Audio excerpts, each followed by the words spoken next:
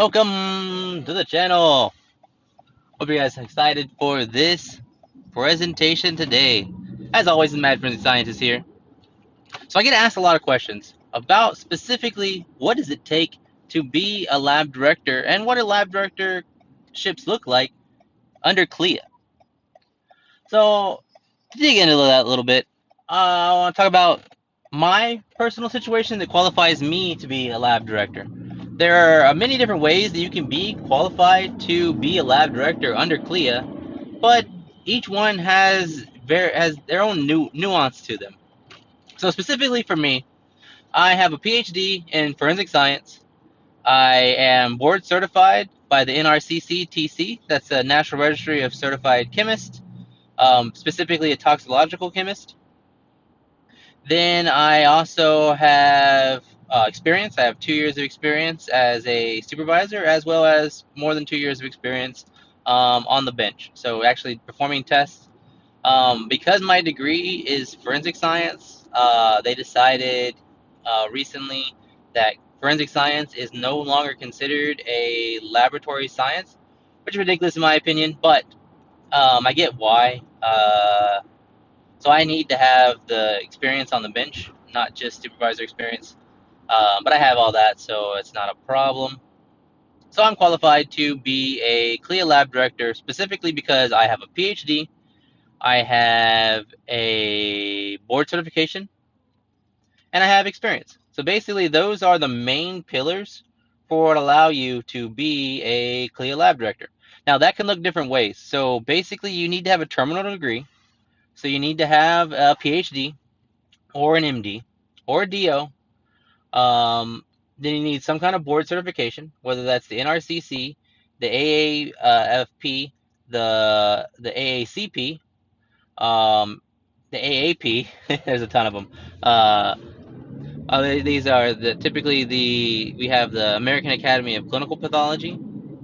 We have the American Academy of Forensic Pathology. They really like pathologists. So if you have a MD, if you have a pathology degree, then automatically you're going to most likely be certified. You're going to have a pathology certification that's kind of required to be a acting pathologist. You have to have that certification. So you already have the qualifications as a pathologist. So they lean heavily towards pathologists. If you're a pathologist, you got it made because you've already done the work. You've already done the hard work. It's not that oh you get to do it because you're a pathologist. No, you've already done the qualifications. You already qualified yourself significantly to be a CLIA lab director. So they like that. Um, it checks all the boxes. So if you're a pathologist, then you're in. You're golden. Now, if you're listening to this, you most likely are not a pathologist, or you could be interested in pathology though.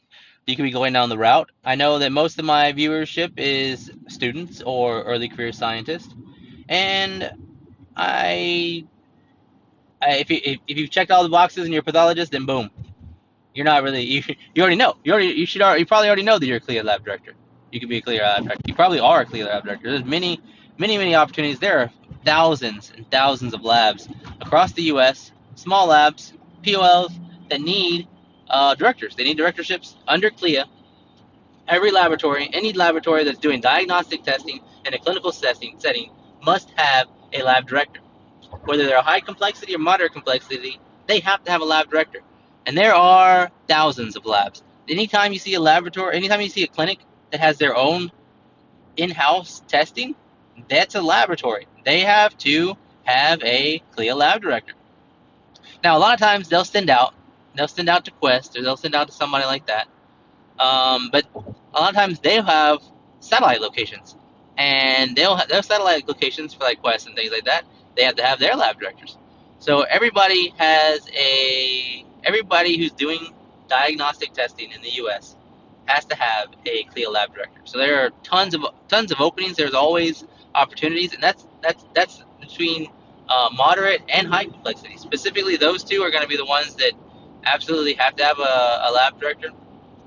Now, in moderate complexity, sometimes your physician, so if you are a clinic, they can act as your lab director. So if the physician, you don't actually maybe not need a lab director if you're operating a small laboratory and just doing in-house testing, moderate complexity wise, then you might not need a lab director. But if you're doing any high complexity testing, anytime you have a lab developed test or an LDT, or anything that is specifically deemed high complexity. So your chemical analyzers, they can have FDA approved tests, but they may not be fully FDA approved. So some analytes, maybe they didn't go through enough rigorous testing, and they're not fully FDA approved. That wraps them up into high complexity, or just their complexity alone, the difficulty of the test makes them high complexity. Now, anytime you have PCR, that's going to be an LDT, and that's going to make you a high complexity. Anytime you have toxicology that has LCMS or GCMS confirmations, that's going to be an LDT. Any confirmation when it comes to toxicology, any confirmatory technique, mass spec technique is going to require laboratory developed testing. That's going to require full validation, and that is going to mean that you're going to be high complexity. Anything that goes through a validation, not a verification, anything that goes through a validation is going to be deemed high complexity.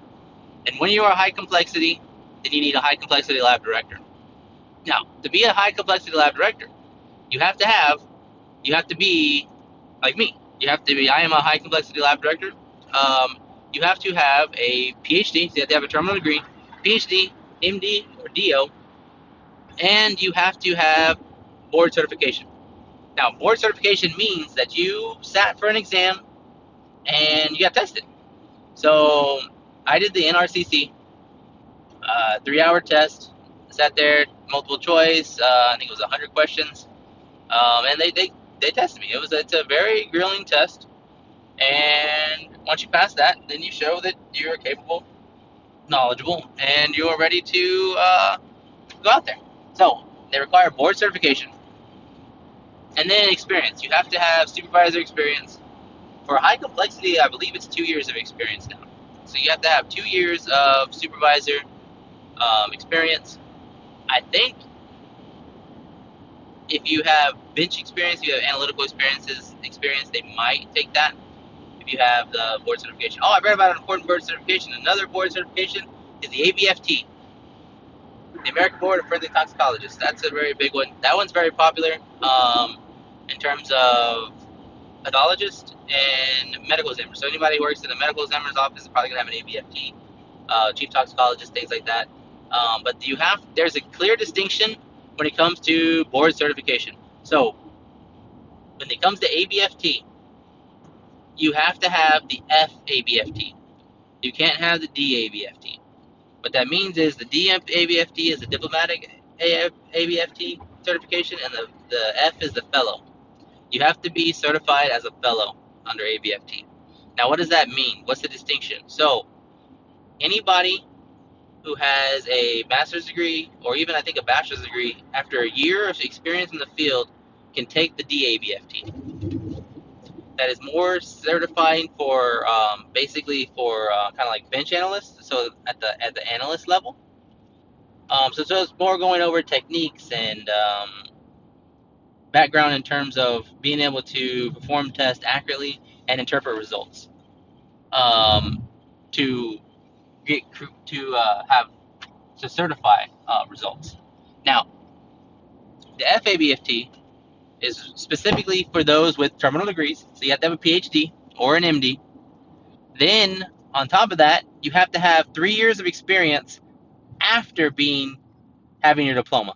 So if you go out into the field, you get your master's degree, and go out in the field for 3 years, and then go get your PhD, you are not eligible for the FABFT until you have 3 years of experience after receiving your terminal degree, so your PhD.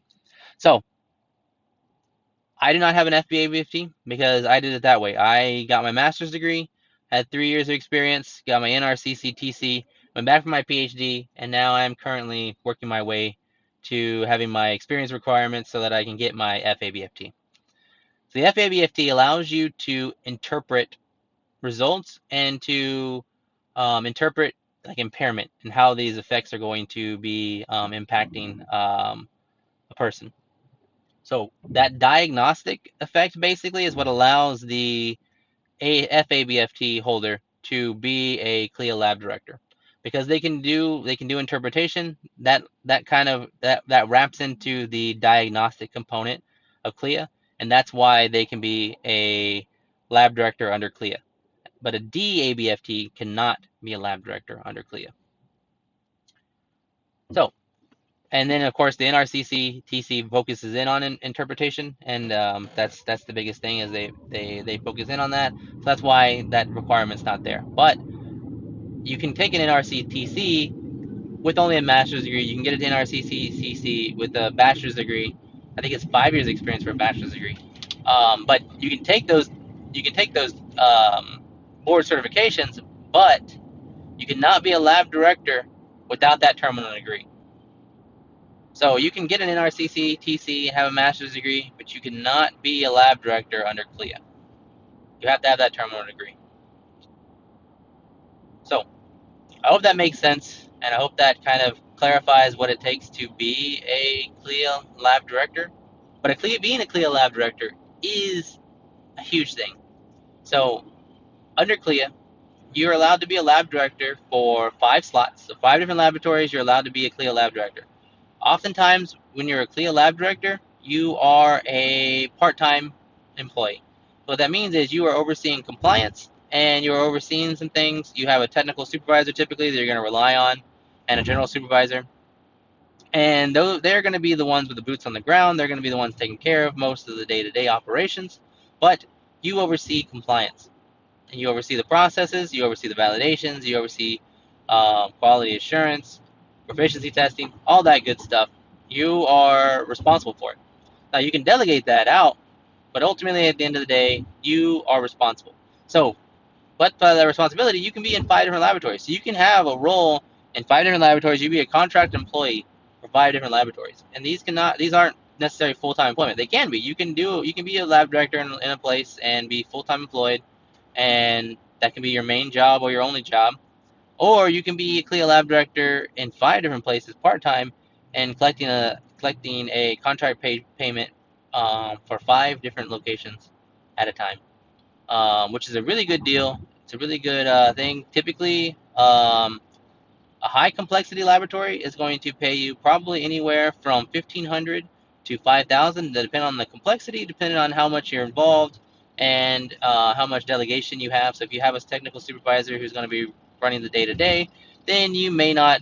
You probably will have a less salary because you're less involved. But if you are acting basically as a technical supervisor as well, then you can charge up to $5,000. You can charge more than that depending on what the capabilities you're doing, and typically these you are contract worker, so it's kind of you kind of a contract slash consultant, so you kind of negotiate your own prices. But typically the bottom of the floor is 1,500.